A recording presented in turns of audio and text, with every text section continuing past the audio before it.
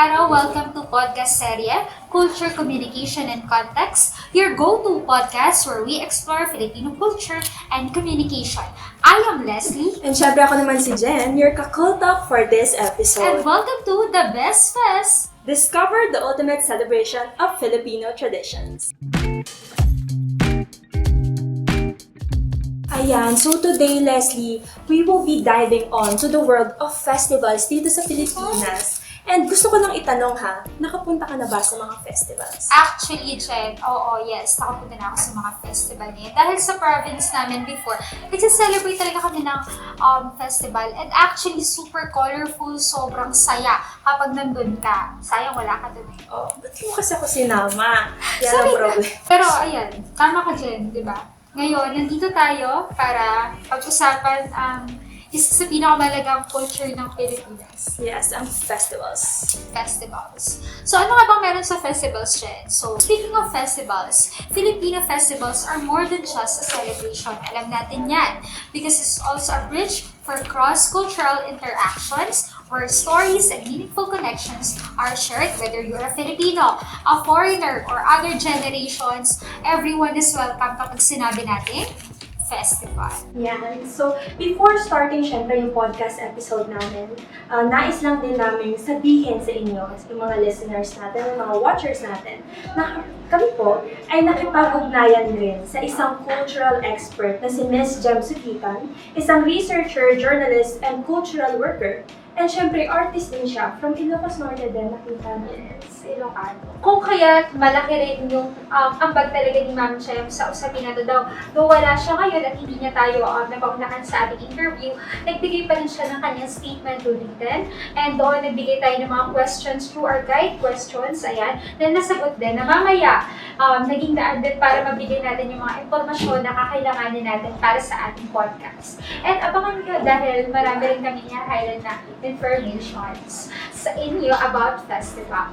Kaya ano pang hinihintay natin? Let's go talk about that. We have our very special guest na siya mag-share sa atin today ng kanyang personal experience about festival. So, sino nga ba siya dyan? Ayan, so i-welcome naman natin si Mrs. Jomeline Husay. Isa siyang past resident sa San Narciso, Zambales from 1979 hanggang 1996. And ito pa yung pinakamagandang fact about kay Mami or kay Miss Jomeline, Mrs. Jomeline Husay. Isa siyang former beauty queen. And hawak niya yung title ng 5th Princess in Barangay La Paz Fiesta noong 1997. And doon rin yun sa barangay nila sa San Narciso, Zambales. And currently, syempre, kailangan natin sabihin na isa siyang tinaguriang and syempre, respectfully, Traffic Aid 3 of DPWA. Welcome, Miss Jomeline Husay.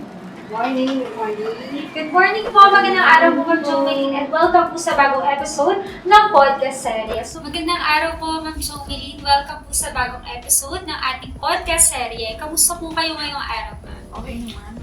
Okay naman daw si Ma'am. Ayun, thank you po sa magpapa-unlock sa atin. So may mga few questions lang po kami for this day sa ating podcast na gusto nating mabigyang linaw about festival na.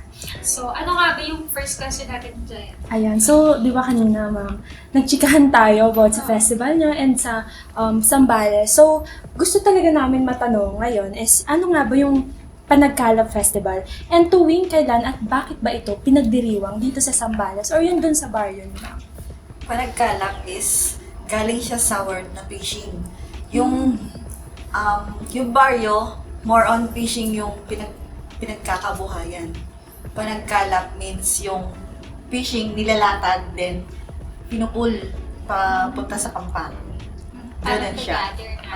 Fishing ang panagkalap. So, tuwing kailan po kaya pinagdiriwang itong Panagkalap? Ang fiesta is May, first week of May, first Saturday of May. So kakatapos lang pala last Kakatapos May. lang last May, so very fresh.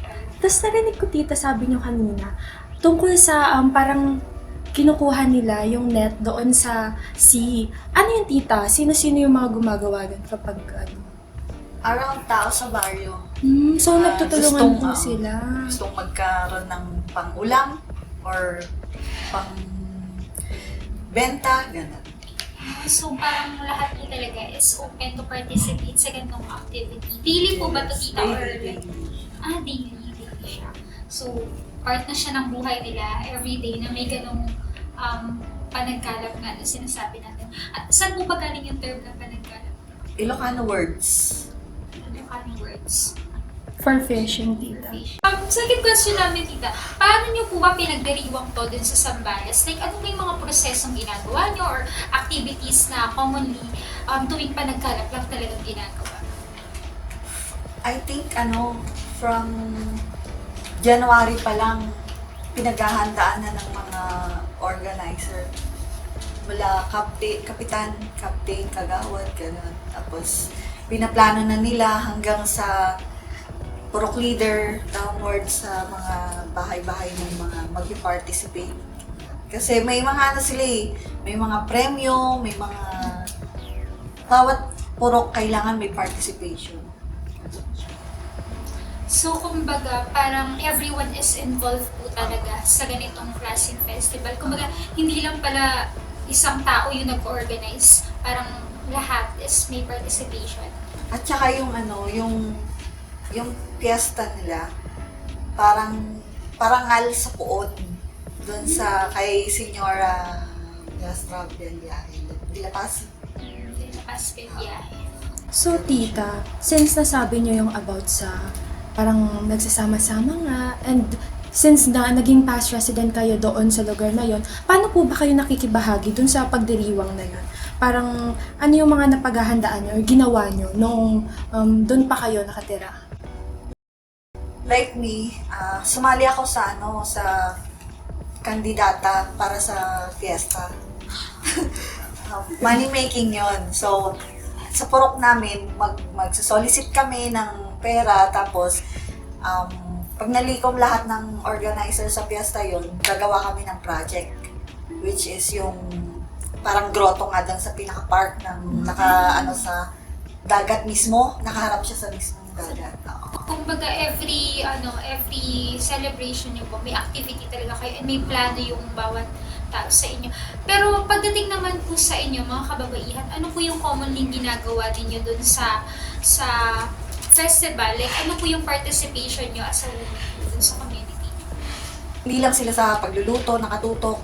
More on din sila. Kagaya nung yung mga simbahan, ganyan. Sila nag-aayos sa mga santo, sa prosesyon, sila din yun. Din sila. Taong simbahan, taong bahay, taong barangay, ganyan. Kumbaga, wala silang tinitingnan doon na gender. Parang everyone has their role. Kumbaga, pag babae ka, kahit gawain pa lalaki, as possible. How about naman po sa mga kalalakihan? Ano naman po yung ginagawa nila? Pag piyesta, sila yung more on sa handa ng mga gagamitin. Or organizer Or- po ba? Tulong din, pero mas sila sa mga kagaya ng karera ng bangka, mas sila, priority nila yung pang kalalakihan din. Pang kalalakihan na gawain Oo, lang din. nagawain din. Kagaya ng mga swimming, mga lalaki lang halos din kasi open sea nga siya, di ba? Opo. Yun. Karera ng bangka, more on lalaki din yun. Kasi sa isang bangka, isang lalaki lang din ang pwedeng sumakay sa Tapos yung iba na, sila na yung mga katulong dun sa mga palaro. Baga mas heavy po ba yung mga gawain nila compare po sa mga kababaihan? Or yung mga kababaihan is same din, mas Same mabigat din. yung gawain? Same din. Kasi depende talaga yan sa organizer. Kung ano yung mga tinoka sa kanila. Tita, bukod naman sa napag-usapan natin, bilang miyembro po ng grupo sa inyong lugar, kasi nga nabanggit nyo kanina, marami kayong ginagawa doon or activities na na ginagawa doon sa barrio nyo. Paano po kayo nakikibahagi sa paghahanda, ganyan, para sa pista? Doong sumali kayo, ano kayo naging process ng communication nyo? Para doon sa mga project leaders and then doon sa barangay captain, paano kayo nagkaroon ng communication? Bale, sasabihin ng purok leaders, ang selection sa magulang. Pag sinabi ng magulang, sige, payag. Yun. Magiging magiging representative ka na ng kandidata. Tapos may first canvassing, second canvassing, third canvassing, coronation. Tapos yun na yung parade. Sa first canvassing, bibilangin yung naliko mo na pera. Halimbawa, naka 20,000, gano'n. kasama na doon yung mga pasayaw sa mga purok-purok nyo. Tapos, second canvassing, third canvassing, solicit sa mga kakilala, kaibigan, kamag-anak. Kung gusto kanilang pagraynahin, ganun. Pero another question ko dito, di ba? Naging reyna kayo, may mga advocacy din ba kayong dala? Dun sa mga, kumbaga may platforms din kayo na gustong i-share bukod sa pagiging reyna ninyo? Or technically, ginagawa lang talaga yung reyna just to show na Representative lang talaga ng purok. representative din talaga siya. Bale, doon sa batch namin, more on kami, doon sa magiging project ng nalikom namin pera para sa barangay. So, Di ba 1997? So, ang magiging pamagat nun doon sa project namin, donated by ganito, ng mga candidate, 1997. ganun. kumbaga combined na Oo. yung nangyayari. Kumbaga hindi sila yung may kanya-kanyang pinopromote na advocacy nila. Kumbaga may projects sila na napupuntahan nung kanya-kanya nilang nalilikom na pera. Tapos, i-yearbook yun na parang kinompile siya na magiging libro siya na pinamimigay sa ibang mga di na nakatira sa baryo, gano'n. Dinadala ngayon halimbawa nila sa Amerika, kung taga-Amerika sila. Tapos doon nila nakikita ngayon yung mga naging activities, kung sino-sino yung mga sumasali, sumasama. Nandun din naman yung mga kamag-anakan nila. Parang shinare nila sa isang libro, pero hindi na sila kasama doon or nakiparticipate sila. Parang memorabilia. Kumbaga yun yung form of communication na na-establish nila dun sa lugar nila na instead of, di ba tayo social media ngayon posting, pero sa kanila that time, Dati, yung mga book na pinapublish nila. Papansin ko talaga, tita, yung communication nyo doon, sobrang direct. Parang hindi na yung maguguluhan ka pa or maraming pagdadaanan from kapitan to purok leaders and then mga parents and then kayo na agad yung mag-aayos and then ayun, yung process talaga is very direct. Kasi matagal pa, inaano talaga nila, pinagpaplanuhan na nila. From January nga, tita, sabi. Tagal rin. Tagal, January, tas May, 4 months preparation. Minsan mas advanced pa nga kasi yung iba, kinokontak pa nila yung mga, di ba, yung mga donation, yung mga magbibigay, mga gano'n. Ayun. Yung batuhan talaga ng komunikasyon sa mga nasa ibang bansa para makalikom din ng Kasi hindi basta-basta mag-akamno ka ng festival. Diba? Kailangan talaga ng budget. So, magdidepende pa rin yun sa galing ng mga organizer. Organizers talaga. Bukod dun sa tao na. Pero yung community talaga yung nag-i-empower kung bakit nagkakaroon kayo ng festival. Another question po, tita. Considering na ilang taon po kayo nagdidiwang nito, ano naman yung mga observation ninyo sa mga nakalipas na taon? Meron po ba mga pagbabago? Patuloy pa rin po ba nagsasama-sama yung mga tao? Kaya kanina na-mention nyo, di ba, yung pangkalat nga. Sabi niyo, nagtutulungan yung mga tao na hilahin yung net para, alam mo yun, makakuha sila ng isda. Parang it's a form of, helping each other sa community nila. So, tayo kasi mga Pilipino, di ba, mga tayo, kumbaga, gusto natin na close tayo sa isa't isa, di ba? Very collectivist tayo, yun nga sabi nila. Kumpara sa nag-ibang bansa na may sarili silang mundo. Dito sa atin, sa Philippines, gusto natin parang sama-sama, nagtutulungan tayo. Ganun pa rin po ba yung observation nyo dun sa place? Naabutan ka talaga yun na nagkaisip ako. Ganun talaga yung ginagawa ng mga tao dun sa amin. Na pag dumaong yung mangingisda, hihilahin yung bangka, bibigyan ka ng isda. Ganun. Tapos, tumulong ka na kahit ano man lang, bibigyan ka pa rin ng reward kahit na Ganun talaga yung mga tao sa barrio. Tapos, naabutan ko rin na piyesta, taga-ibang tao, ibang barrio, ibang lugar, pakakainin ka, papapasukin ka, hindi kayong, kanino ka, taga saan ka, hindi ka, basta pumunta ka doon, upo ka, pakakainin ka kahit hindi ka, tapos pwede ka na naman lumipat sa kabilang bahay, ganun din, i-estimahin ka rin nila, pakakainin ka rin nila. Hanggang ngayon yung tita, nakikifiesta, tapos kunyari pag gutom ka, pwedeng magbahay-bahay. Pwede ka nga mag-Sharon. Wow, Sharon! Sharon. Ayan, so speaking naman po, sinabi nyo kanina about sa mga santo and yun nga sa resources, matanong lang po namin, gaano ba kahalaga, tita, yung ipagdiriwang nyo, yung panagkalap and other festivals doon nga sa Zambales? And ano ba yung importansya na dala nito doon sa lugar nyo? naniniwala yung mga matatanda sa amin na gabay namin yung santo, si Nuestra Señora de la Paz. So, kapag halimbawa may mga bagyo, yung santo na yon, may paniwala sila na ililibot sa gilid sa shoreline para hindi mapinsala ng malakas naman yung bagyo or humupa man lang yung bagyo, ganun. May ganun silang paniniwala. Tapos, may mga belief din sila na gabay talaga yon, bon voyage nga siya. Ayon dun sa nung santo na yun.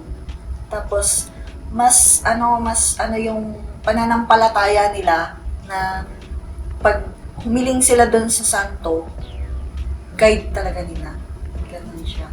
So, yun talaga yung essence ng festival na kung bakit nila kinakanta, a way of giving thanks sa kanilang Nuestra Señora. Pasasalamat. Pasasalamat. So, ayan. So, para sa ating last question, tita. Ang question namin, what makes Panagkala Festival different from other local festivals na meron tayo sa Philippines? And what makes it special? And ano po yung something na ikaka-proud nyo talaga as lokal po doon sa Zambales para sa festival ng Panagkala? I think yung unity ng mga tao bilang isang community na nagkakaisa. Yun lang. Tapos, kung paano mo i-gather lahat para makasali o makipag-participate, yun sa tingin ko yung the best doon para maging success lagi yung ganong festival nila. Kumbaga, mas sa inyo po, nakikita nyo na yung Panagkala Festival, it's a way of bridging one another. Oo. Kumbaga, tulungan tayo dito eh. Yes. Even kasi yung mga nasa ibang bansa na, nagpapadala sila ng tulong. Magpapadala sila ng tulong para maging bongga yung taon na yon. So, nakaka-proud lang na yung ganong mga tradisyon, makikita pa rin ng mga new generation. Ayun, napaka-grateful po namin at naimbitahan po namin kayo dito Thank you. sa araw na to. Sabi talaga, Leslie, marami nating natutunan ngayong episode ng podcast natin. Totoo, tumpak ka dyan, Jen. And alam mo ba, feeling ko kahit yung mga viewers natin, ang dami nilang natutulan sa araw nito. Kung magre-reflect lang tayo, ako kung babalikan ko yung mga napag-usapan natin kanina and sa na-share din sa atin na statement ni Ma'am Jomeline and ni Ma'am Jem. Sabi nga din ni Ma'am Jem, is festival is also a sign or an expression of heritage. Nagpapakita, nagkakaroon tayo ng engagement, and of course, yung identity natin as Filipinos. Kitang-kita yan, di ba? Very vibrant tayo, very masayahin tayo lagi, di ba? Bukod sa nasabi talagang ni Ma'am Jem na mga information o talagang facts or context talaga ng mga festivals dito sa Pilipinas, na ipakita ngayon ni Tita Jomeline yung mga application talaga or parang on the ground experience niya sa mga festivals and parang pinagkaiba ng modern ngayon. Na modern, Tsaka dun traditional. sa dati niyang parang karanasan. And nakita talaga natin yon kasi may mga changes talaga na nakita si Ma'am Jomeline. Saka may emphasis din natin yung statement ni Ma'am Jem. Sinasabi niya na yung mga celebrations natin, yung ganyan festival, is naka-incorporate talaga sa religion na meron tayo. Di ba kanina, ang celebration nila is para din sa poon na meron sila dun sa place nila. So technically, napakalaki talaga na impact ng religion na meron tayo sa mga celebrations and cultures na meron tayo sa Philippines. Parang lahat ng festivals natin talagang may certain message siya para sa atin, pero most of them is pasasalamat talaga sa biyaya na pinagkakaloob sa kanila dun sa location nila. Kagaya kanina sa share sa atin ni Ma'am Jomeline, di ba? Sagana sila sa mga yamang dagat. So, yung celebration nila, naka-connect pa din dun sa resources na meron sila. And another key point pala kay Ma'am Jen, di ba? Natanong din natin na ano ba yung pwedeng mangyari dahil nag-evolve na tayo sa modern times. And tayo ngayon, mostly social media, technology na talaga yung ginagamit natin para palaganap ng informations, even sa ating mga gawain, di ba, sa pagpapromote ng festival. So, malaki talaga yung papel ng technology sa pagpapalawak ng ideas kung ano ang culture ng festival na meron tayo. And Tsaka, pinaka nag-take note talaga ako sa sinabi ni Ma'am Jem is yung tatlong sinabi niya. Kasi despite daw yung mga changes na nakikita natin sa modern days natin, may tatlo talagang essence yung nakikita natin, which is yung pasasalamat, nakikita talaga natin, gratitude natin sa mga santo or or mga na bibigyan natin ng parangal sa festivals natin. And then meron din, nilista ko talaga dito, pakikisama, kasi meron tayong harmony. Pakikisalamuha, kasi kailangan social engagement. Lalo na sa lugar nila. Kasi nga magkakalayo yung mga bahay nila. And yung festival na yun, way of uniting them para magkaroon sila ng social engagement. Siguro another key points din, dun sa mga sinabi ni Ma'am Jomi din kanina na naninirahan sa ibang bansa. Alam naman natin na exposed din sila sa ibang cultures, na ibang lahi, pero hindi nila nakakalimutan yung pagka-Pilipino nila, yung festival na meron tayo, which is very good, diba? Na dapat talaga balikan din natin kung saan tayo nagmula at hindi natin kalimutan yung tradisyon na meron tayo at kinalakhan natin. Yun. Kaya di talaga nawawala yung festival sa atin. Kasi nga, part na rin ng Filipino culture natin yun. Although, nakuha natin sa mga Spaniards nung pumunta sila dito sa bansa natin, na-incorporate natin siya into our daily living and nasa-celebrate natin siya. Yes. And kahit pumunta pa sa ibang bansa, makaranas ng ibang culture, babalik yung pa mga rin tayo Pilipino. sa Pilipinas. Nakakatuwa na napag-usapan natin to. And ang dami-dami nating natutunan, and I hope our viewers din, ganun din, diba? Marami rin silang napulot na aral from our guests and from our inputs din sa podcast na ito. Ako naman, thank you kasi umabot kayo dito hanggang dulo ng podcast namin. And sana may natutunan talaga kayo katulad Yes. namin ni Leslie. Kami. Thank you so much for giving us a chance sa pag-usapan ang festival, ang Philippine Festival, at ang modern, traditional, at ang cross-cultural interactions na meron tayo. At syempre, dyan na nagtatapos yung podcast natin entitled Podcast serye, The Best Fest. At syempre, ako ang inyong Kwela Cutie ng Taguig, Jen. At ako naman ang yung bubbly cutie girly ng Bulacan, Leslie. And we are your Host for today. Thank you so much. Thank you so much for watching The Best Fest.